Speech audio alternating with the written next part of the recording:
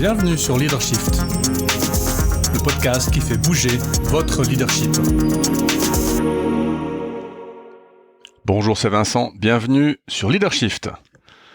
Aujourd'hui, on a du lourd, on a du très lourd. Puisqu'après l'épisode La motivation, comment ça marche, je me suis dit, allez hop, je suis sur une lancée. La confiance, comment ça marche? C'est du lourd parce que quand j'ai fait mes recherches, j'ai fait beaucoup de recherches, j'ai trouvé des choses, mais pour moi, c'est pas autant concluant que ce que j'ai trouvé sur la motivation. Alors oui, la motivation, je me basais sur un article de revue, donc quelque chose de relativement bien établi, étudié par des professionnels. Là, la revue, c'est un peu moi qui ai dû la faire, parce que j'ai rien trouvé d'autre. Et donc voilà, je vous livre le résultat de mes cogitations. Ça m'a pris beaucoup de temps. Alors c'est peut-être un détail pour vous, mais pour moi, ça veut dire beaucoup. Donc voilà, la confiance, comment ça marche? Pourquoi la confiance? Parce que ça fait un moment que je tourne autour du pot. Épisode 21, la confiance, moteur de la performance. Épisode 94, l'engagement, comment ça marche. Un article de blog, confiance ou contrôle, de juin 2019. Un autre article de blog, confiance, engagement et performance, de septembre 2019. Donc, je tourne depuis un moment autour de ces notions de confiance et je me suis dit, allez, cette fois, on y va. Pourquoi la confiance est-elle importante? Dit de manière simple, la confiance, c'est le lubrifiant d'un système social. On verra pourquoi au cours de cet épisode, mais la confiance, c'est absolument essentiel. Et d'ailleurs, on y revient tout le temps. Ceux qui ont suivi des cours avec moi ou ceux qui écoutaient ce podcast depuis un certain temps, la confiance, base des relations, la confiance, base de la communication. On parle de confiance interpersonnelle, on parle de confiance institutionnelle ou organisationnelle. Notez qu'aujourd'hui, on va parler que de confiance interpersonnelle, mais beaucoup de ces mécanismes en fait se retrouvent dans la confiance organisationnelle. Donc c'est le lubrifiant d'un système social, c'est vraiment ce qui fait que l'ensemble fonctionne. Alors pourquoi? Enfin, d'où vient la confiance? Pourquoi est-ce que on a cette espèce de concept bizarre qui s'est développé chez les êtres humains? Vraisemblablement, il y a eu beaucoup de pression évolutionnaire au cours de l'évolution de notre espèce pour adapter nos capacités, en particulier cognitives, pour naviguer justement ces échanges sociaux qui sont inhérents à la formation d'un groupe. Homo sapiens sapiens et même avant, Homo erectus, etc. Quand on remonte un petit peu dans la genèse, ça fait longtemps qu'on vit en groupe et donc il a fallu développer certaines capacités pour bien gérer l'appartenance à un groupe. Alors, quelles sont ces capacités cognitives? Eh bien, il y a ce qu'on appelle aujourd'hui the theory of mind, la théorie de l'esprit, donc la capacité à représenter l'état mental ou ce que pensent les gens de l'extérieur. Donc, je m'imagine ce que pense une personne. Capacité à mémoriser l'historique des échanges, par exemple. Avec qui est-ce que j'ai eu de bons échanges? Avec qui est-ce que j'ai eu de mauvais échanges? On voit que j'ai un petit peu de confiance là derrière. Et puis, capacité à détecter et à se souvenir des tricheurs. Pourquoi? Parce que quand vous réfléchissez bien, c'est absolument essentiel pour un groupe. Si tout le monde triche, le groupe ne fonctionne pas. Donc il faut se souvenir des tricheurs et les mettre à l'index, les punir. Et donc pour ça, ça demande un certain nombre de capacités cognitives, mémoire, analyse, etc., qui sont utiles. Alors, en parenthèse, pourquoi est-ce que les échanges sociaux sont importants pour nous? Parce que ça favorise des relations interpersonnelles réussies. Confiance, donc satisfaire un besoin social d'appartenance, relations interpersonnelles essentielles parce que ça contribue à faciliter, bêtement à l'époque en tout cas, et maintenant aussi, la reproduction, la protection, le partage des ressources, etc., etc., etc. Donc la pression était très très forte sur l'espèce, et je pense que c'est une des raisons pour lesquelles la confiance est une espèce de donnée un peu magique quand on pense aux relations avec les gens. Les gens parlent de la confiance comme d'une espèce de composant magique et je pense que la raison pour laquelle c'est comme ça, c'est parce que c'est à la base quelque chose qui n'est pas biologiquement naturel, j'ai envie de dire. C'est quelque chose qu'on a dû développer pour que notre organisation en groupe fonctionne. Alors on va commencer évidemment par définir la confiance. Alors je vous donne la définition entre guillemets scientifique, puis après on discute. État psychologique, consistant à assumer un risque avec un partenaire pour atteindre un objectif interdépendant face à des tentations concurrentes. Alors, vous voyez, ce qui est intéressant, c'est que c'est un état psychologique, donc caché, puisqu'on n'a pas encore réussi à aller voir chez les gens, à mesurer précisément l'état psychologique chez les gens. Donc la confiance est un état psychologique qui consiste à assumer un risque. Donc, il y a une histoire de situation et de risque inhérent à la situation. Donc, il y a d'un côté quelqu'un qui va faire ou qui va donner confiance, pas tout à fait la même chose, on verra tout à l'heure. Donc, ça appelle un fiduciaire ou une fiduciaire, d'ailleurs, c'est de là que vient le mot, puisque fiducie, je crois qu'en latin, c'est quelque chose comme se fier. Hein. Un ou une partenaire, donc il y a le fiduciaire qui va faire confiance, le partenaire à qui je vais faire ou donner confiance, et puis il y a une situation.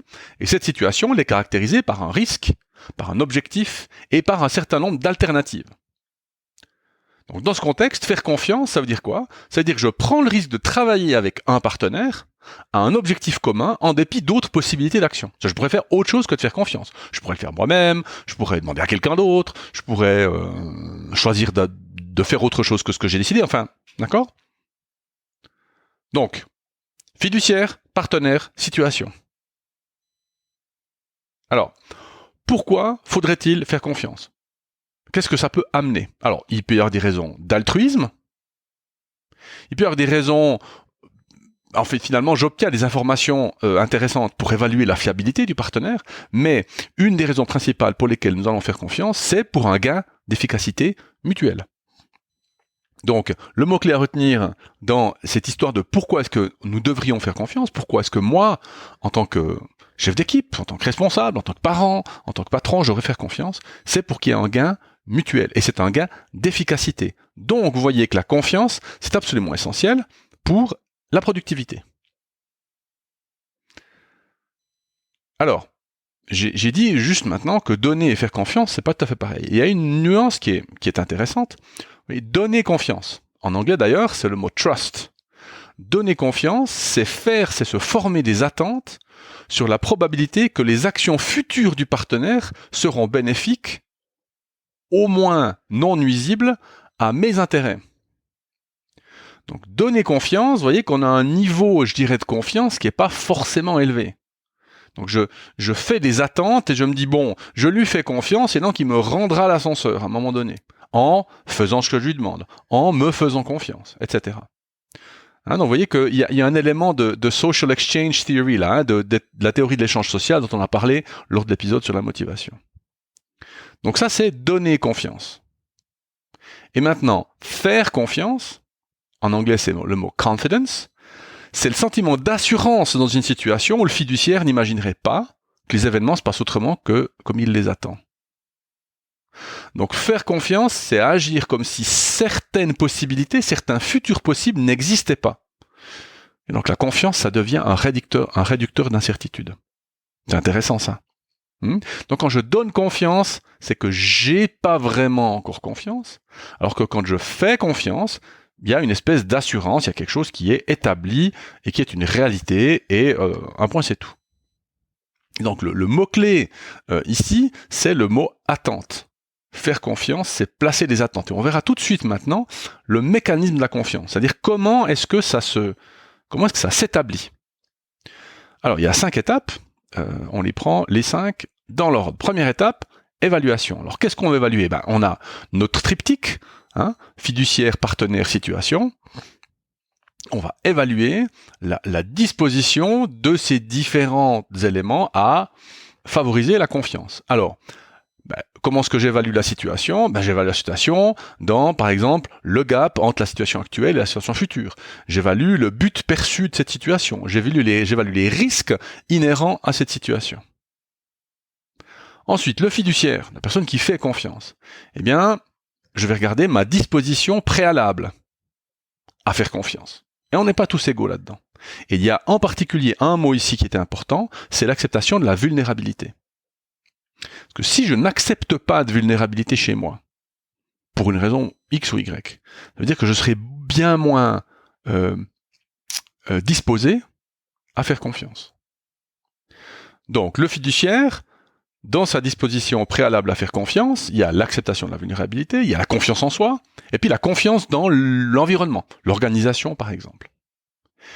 Et enfin, le partenaire, on va évaluer sa capacité ou le mérite que la personne a à recevoir notre confiance. En fonction de quoi? 3 facteurs dont on reparlera tout à la fin: capacité, fiabilité, bienveillance.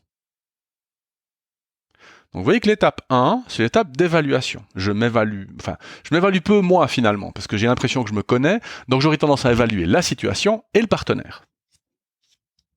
Ça, c'est l'étape 1. Entre parenthèses, comment évaluer le partenaire? Je peux interagir directement avec la personne. On reverra tout à l'heure ce que ça veut dire. On fait une espèce de calcul de probabilité. Est-ce qu'il va rendre pareil? Est-ce qu'il va faire ce que je lui demande, etc. On peut utiliser certaines informations antérieures comme indicateur de confiance. Entre guillemets, quel est notre historique commun, par exemple.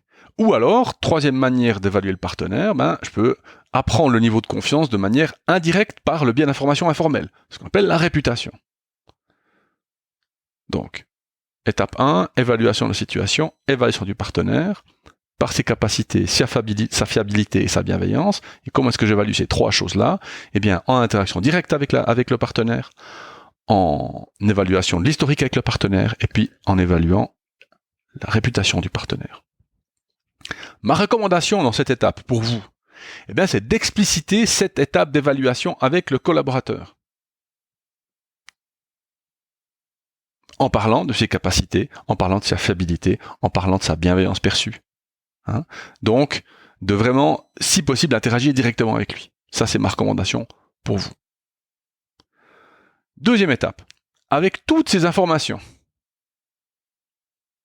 on va calculer, entre guillemets, quand je dis calculer, c'est pas conscient, c'est souvent pas conscient, et l'espoir de cet épisode, c'est que ça devienne un peu plus conscient. On va calculer ce qu'on appelle le niveau de confiance. Donc ces différentes informations sont agrégées dans une espèce de chiffre, qu'on pourrait mettre sur une échelle 0 à 100 par exemple. Justement pas, de moins 100 à 100, avec 0 qui est le niveau neutralité parfaite, donc je ne fais pas confiance, ou je fais confiance, aucun des deux, je suis neutre parfaitement, ce qui semble peu probable, puisqu'il y a un historique et une réputation avec la personne, donc ça veut dire qu'on aura tendance à commencer avec un certain niveau. Si on est dans le négatif, c'est ce qu'on appellera de la méfiance, et si on est dans le positif, c'est ce qu'on appellera de la confiance.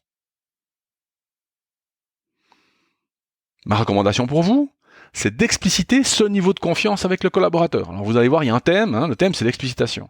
D'accord? Dans l'étape 1, quand on évalue, je vais expliciter mon évaluation de base, et puis maintenant je vais lui expliciter ma conclusion.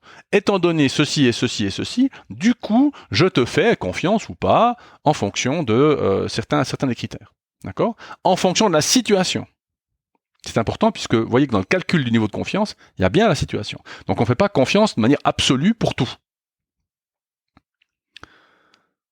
Étape 3. Attente. Donc maintenant qu'on a un niveau de confiance avec cette personne, on va former des attentes.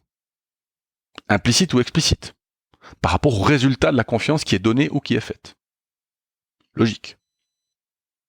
Donc ma recommandation pour vous, oui, évidemment, c'est d'expliciter au maximum ces attentes vis-à-vis de la personne à qui vous voulez ou vous faites confiance.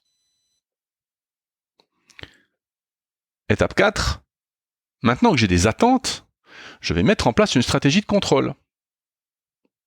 Pourquoi? Parce qu'en fonction du niveau et des attentes, je vais vouloir ou pas contrôler. Vous voyez si on est à moins 100, je vais peut-être même pas faire confiance d'ailleurs, et donc je vais contrôler absolument tout. Je vais peut-être même, ça veut pas dire que je vais faire à la place, mais je vais mettre en place une stratégie de contrôle absolument robuste. Si je suis à plus 100, donc je fais très confiance, il y aura peut-être même pas du tout de contrôle.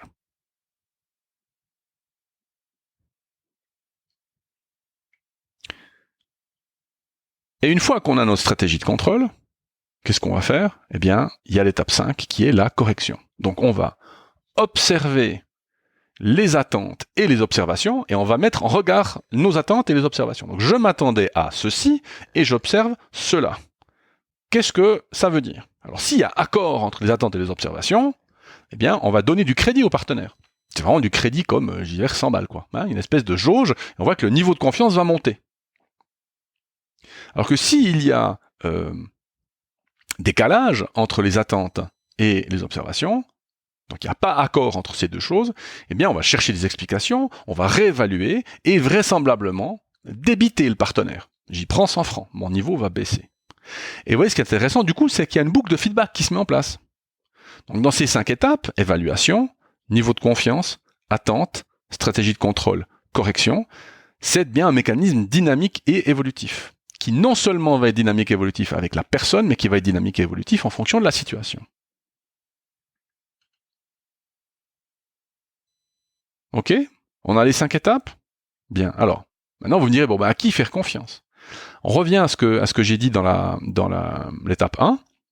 À qui faire confiance? Bien, à des personnes qui sont compétentes, fiables et bienveillantes en fonction du risque encouru.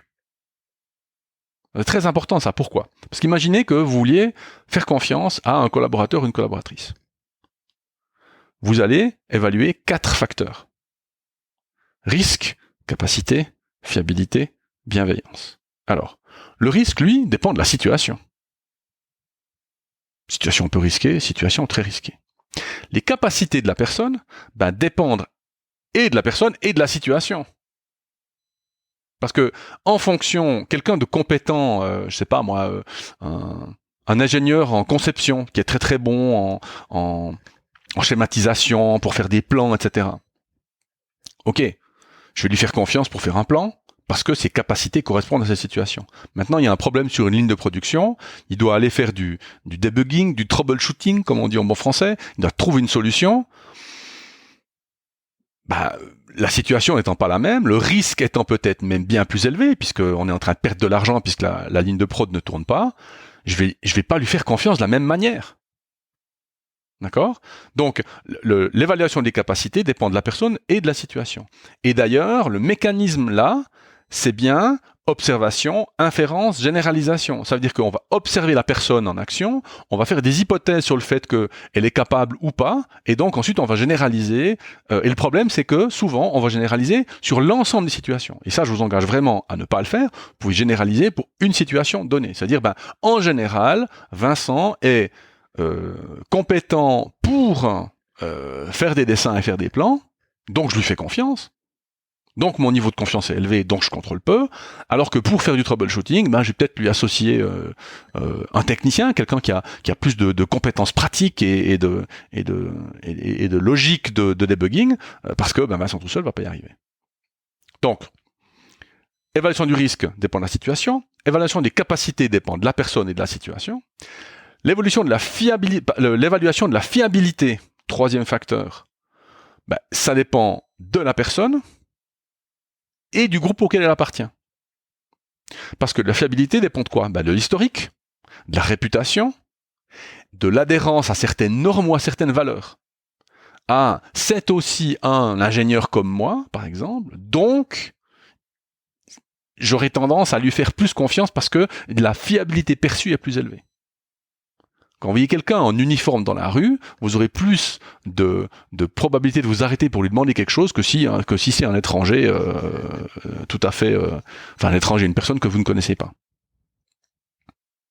Donc la fiabilité, ça aide à la généralisation de la confiance. Et puis l'évaluation du dernier facteur, bienveillance, qui, elle, est utile pour évaluer la réciprocité potentielle de la confiance, ça dépend de la personne. Donc, sur les 4 facteurs, risque, capacité, fiabilité, bienveillance, il y en a 2 qui dépendent de la situation. Donc, vous ne pouvez pas dire « je fais confiance à cette personne ». Faire confiance dans l'absolu, c'est une mauvaise idée. Il faut faire confiance en fonction de la situation et évaluer chaque type de situation.